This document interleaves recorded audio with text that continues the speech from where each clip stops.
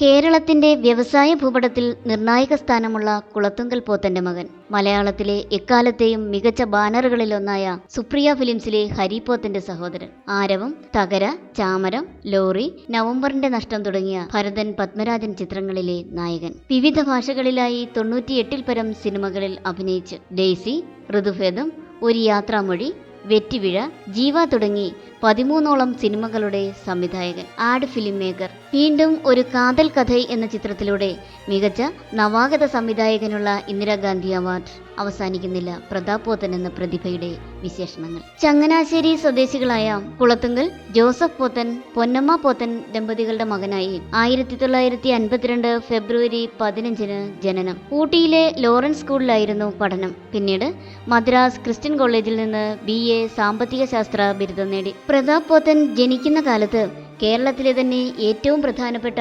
വ്യവസായികളിൽ ഒരാളാണ് പിതാവ് പോത്തൻ. ഇമ്പാലയും ബെൻസുമെല്ലാം അപൂർവമായിരുന്ന ആ കാലത്ത് പോത്തൻ കുടുംബം സഞ്ചരിച്ചിരുന്നത് അതിലായിരുന്നു. ബിസിനസ്സുകാരനായിരുന്നെങ്കിലും വ്യത്യസ്തമായ കാഴ്ചപ്പാടുള്ള ആളായിരുന്നു കുളത്തുങ്കൽ പോത്തൻ. മക്കൾക്ക് നല്ല വിദ്യാഭ്യാസം നൽകുന്നതിന് പോത്തൻ ശ്രദ്ധിച്ചിരുന്നു. പ്രതാപ് പോത്തന് 15 വയസ്സായപ്പോഴേക്കും പിതാവ് പോത്തൻ അന്തരിച്ചു. പ്രതാപ് പോത്തൻ മദ്രാസ് ക്രിസ്ത്യൻ കോളേജിൽ പഠിക്കുന്ന സമയത്താണ് പിതാവ് പോത്തന്റെ മരണശേഷം പ്രതിസന്ധിയിലായിരുന്ന കുടുംബ ബിസിനസ് പൂർണ്ണമായും തകരുന്നത്. വസ്തുക്കൾ സർക്കാർ കണ്ടുകെട്ടി. കേസ് നടത്തലുകളെല്ലാമായി കുടുംബം വലിയ പ്രതിസന്ധിയിലായി. ജോലി തേടി അദ്ദേഹം മുംബൈയിലേക്ക് കുടിയേറി. മാസം 400 രൂപയായിരുന്നു അക്കാലത്ത് ശമ്പളം. വർഷങ്ങൾക്ക് ശേഷം തിരിച്ചു വന്ന് മദ്രാസിൽ പരസ്യ കമ്പനിയിൽ കോപ്പി റൈറ്ററായി. നാടകവേദികളിലും സജീവമായി. മദ്രാസ് ജീവിതത്തിനിടെ സംവിധായകൻ ഭരതനെ പരിചയപ്പെട്ടതാണ് പ്രതാപ് പോത്തന്റെ ജീവിതത്തിൽ വഴിത്തിരിവാകുന്നത്.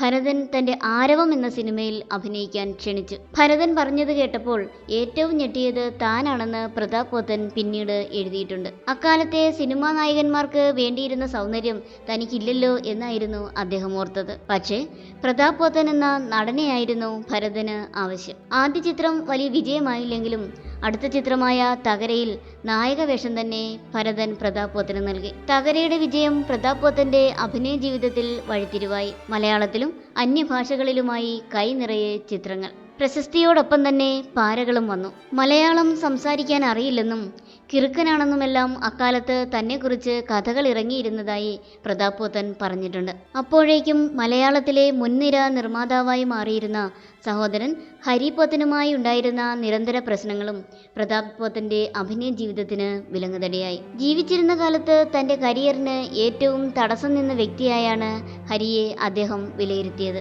തന്റെ വളർച്ചയും ജനപ്രീതിയും ഹരി പോത്തൻ ഒരിക്കലും ഇഷ്ടപ്പെട്ടിരുന്നില്ലെന്നും പല സിനിമകളിൽ നിന്നും തന്നെ ഒഴിവാക്കാനായി ഹരി പോത്തൻ ശ്രമിച്ചിരുന്നതായും പ്രതാപ് പോത്തൻ ആരോപിച്ചിരുന്നു. ഹരി പോത്തന്റെ മരണം വരെയും പോത്തൻ സഹോദരന്മാർ ശത്രുതയിൽ തന്നെ കഴിഞ്ഞു. പ്രതാപ് പോത്തൻ തന്റെ 24ാമത്തെ വയസ്സിൽ തമിഴ് നടിയും കാതൽ കഥയിലെ നായികയുമായ രാധികയെ വിവാഹം കഴിച്ചു. പക്ഷേ വിവാഹത്തിന് ശേഷം 1.5 വർഷമേ ആ ബന്ധം നിലനിന്നുള്ളൂ. ഇരുവരും വിവാഹമോചിതരായി. രണ്ടാമത്തെ വിവാഹം താജ് ഹോട്ടലിലെ ജീവനക്കാരിയായിരുന്ന അമലയുമായി. ആ ബന്ധവും 5 വർഷം മാത്രമേ നീണ്ടുനിന്നുള്ളൂ.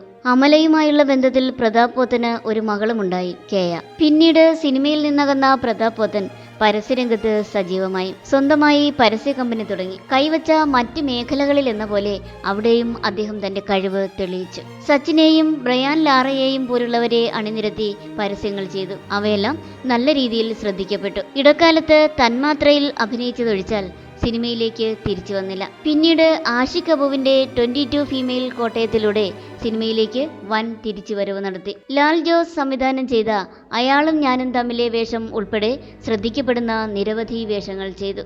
മമ്മൂട്ടി പ്രധാന വേഷത്തിൽ അഭിനയിച്ച CBI 5 ദി ബ്രെയിൻ എന്ന മലയാള ചിത്രത്തിലാണ് പ്രതാപ് പോത്തൻ അവസാനമായി അഭിനയിച്ചത്. 2022 ജൂലൈ 15 ചെന്നൈയിലെ കിൽപോക്കിലെ അപ്പാർട്ട്മെന്റിൽ പ്രതാപ് പോത്തനെ മരിച്ച നിലയിൽ കണ്ടെത്തുകയായിരുന്നു. മരിക്കുമ്പോൾ 70 വയസ്സായിരുന്നു പ്രായം. കഥാപാത്രത്തിന്റെ പ്രകൃതം നടന്റേതുമായി സമാനമാകുക എന്നത് സിനിമയിൽ വളരെ അപൂർവമായിരിക്കും. അത്തരം അപൂർവങ്ങളുടെ പ്രതീകമായിരുന്നു പലപ്പോഴും പ്രതാപ് പോത്തൻ. ഉള്ളിൽ ഒന്നുവെച്ച് പുറത്ത് അഭിനയിക്കാൻ അദ്ദേഹത്തിന് അറിയില്ലായിരുന്നു. എന്തും വെട്ടിത്തുറന്ന് പറയുന്ന, ഒന്നും ഒളിച്ചു വെക്കാൻ അറിയാത്ത അദ്ദേഹത്തിന്റെ പ്രകൃതത്തിന് അദ്ദേഹം പലപ്പോഴും വലിയ വിലകൾ തന്നെ നൽകേണ്ടി വന്നു. കഴിവും യോഗ്യതയും ഉണ്ടായിട്ടും അവഗണിക്കപ്പെടുന്നത് നിസ്സഹായതയോടെ നോക്കി നിൽക്കേണ്ടി വന്നപ്പോഴും അദ്ദേഹം തളർന്നില്ല. പുതിയ മേഖലകളിൽ അദ്ദേഹം തന്റെ പ്രതിഭ ഉപയോഗിച്ചുകൊണ്ടിരുന്നു. തകരയിലെ നായകന്റെ മനസ്സ് കൈമോശം വരാതെ അദ്ദേഹം അവസാന കാലം വരെ ജീവിച്ചു.